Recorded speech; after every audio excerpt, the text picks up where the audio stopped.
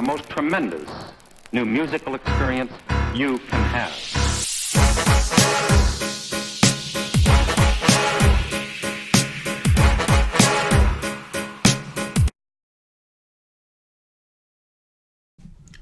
Alright, hey, what's up, y'all? It's Logan, and I'm here bringing you this review to this surprise album that I didn't even know existed until a couple of days ago, that I just decided to check out and, spoiler alert, fell in love with. It is called There Existed an Addiction to Blood by Clipping.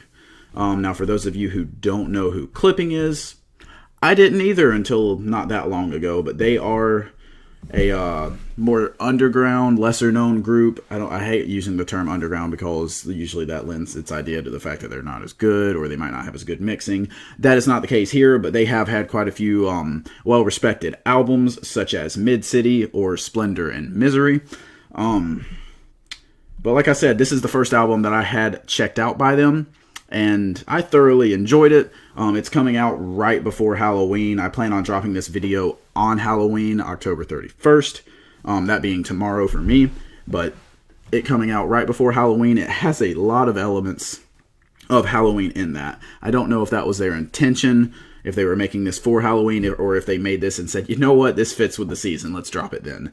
Either way, genius move. I have been in the mood to listen to this nonstop, basically all week, because it fits with my mood of the spooky season. I just love this time of year, and it fits very well with that, where on a lot of the tracks, you know, I mean, they have some interludes on here where they're talking about, like, a woman being haunted, and, like, just all these different things that you would see in a horror movie, or like they talk about a possession in one of them, and they just have a lot of interesting things that can connect to Halloween, specifically in the way that they talk about racism, police brutality, and things such as that. They talk about them in a way as if, like, making police officers who kill unarmed black men, they turn them into serial killers or werewolves or anything like that. Talking about, like, having an addiction to blood, going after them with malice and all of that. It is a incredible way to paint that picture, and it just, like, it creeps you out a little bit, but at the same time you understand where they're coming from. I can honestly say there's not really a track on here that I did not enjoy.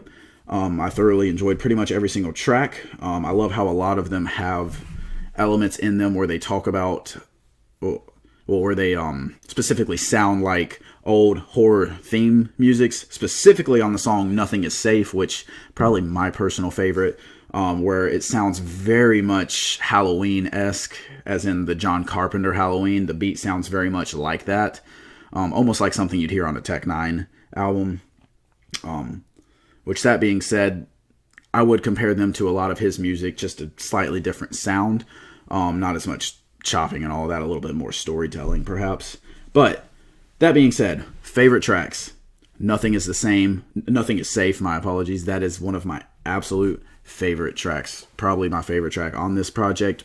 One of my favorite beats with the John Carpenter-esque Halloween beat. And then the rapping on here is one of the best performances. It just has a very good flow to it. And then whenever it starts getting closer to the hook, the way the beat mixes with the hook, and they almost play like a double voice to give it more impact. Very powerful, very moving, and very descriptive. They are very descriptive in a lot of these songs. He Dead, that's another one. That's the one where they specifically bring up, like, police brutality and talking about that in a way of making them sound like killers, serial killers, Halloween killers, however you want to say that. Blood of the Fang is another one similar to that, talking about the fight against white power and the fight against racism, and making that sound like a horror movie. And then, let's see, Story 7, which is another one of their story songs. They have, this is the only story song on this album, but they have other ones previous, obviously this being the 7th one. This one focusing on a woman who is a werewolf, and she finds a way to seduce a man just specifically to murder him, being a werewolf, of course. And then through a chain of events, you know, someone else finds out about her kills her, and then it connects to another character from another previous story, which if you had heard it, you would understand, who sees all these events. And I'm not going to spoil it too much, but definitely listen to that track and look at the genius for that, the lyrics for that. Great storytelling on that. And then craziest part about this entire project, they have a bunch of white noise that cuts in occasionally throughout certain songs at the end or at the beginning. And then they have one interlude specifically called Prophecy, where it's just white noise the entire time. And you don't understand until you get to the very last track called Piano Burning, which is literally, the track is entirely just the sound of like a starting fire all the way through until the end of the fire. Literally a piano burning. That track is 18 minutes long. And it makes sense within the context of the album, although I will say it's not one that I'm going to listen to probably ever again, just because it's 18 minutes long. But that is not going to be a negative marked on this album. Like I said, I very much enjoyed this. I very much enjoyed the storytelling throughout the project. The rapping is very amazing, just very technical, sounds great.